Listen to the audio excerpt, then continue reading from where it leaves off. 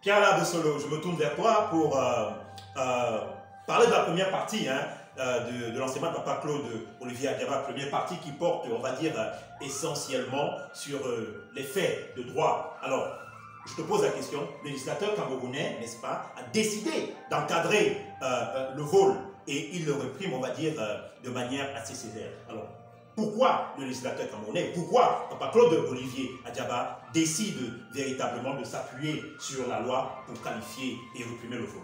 Pierre Labesolo.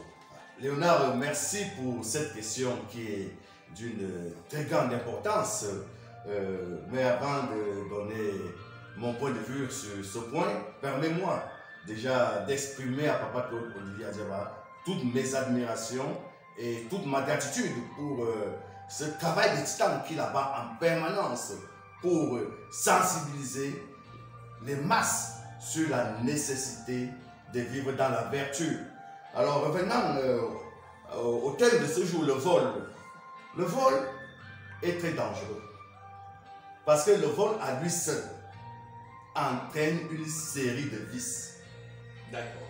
Déposséder quelqu'un de son bien le met dans un état de colère, d'hystérie même.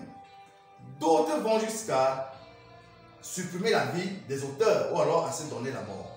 Parce que lorsqu'ils voient la peine qu'ils prennent, pour qu'ils se donnent, la peine qu'ils se donnent, pour, n'est-ce pas, gagner honnêtement leur vie, afin de souvenir à leurs besoins et aux besoins de leur famille et de tous ceux qui sont à leur charge. Et puis un jour, quelqu'un arrive, par ruse, par violence, leur retire tous ces biens, c'est pratiquement toute une vie qui s'écroule. C'est pour cela que le législateur camerounais est rigoureux sur ce point-là. Parce que vous voyez, quand on vole, ça entraîne beaucoup d'autres choses.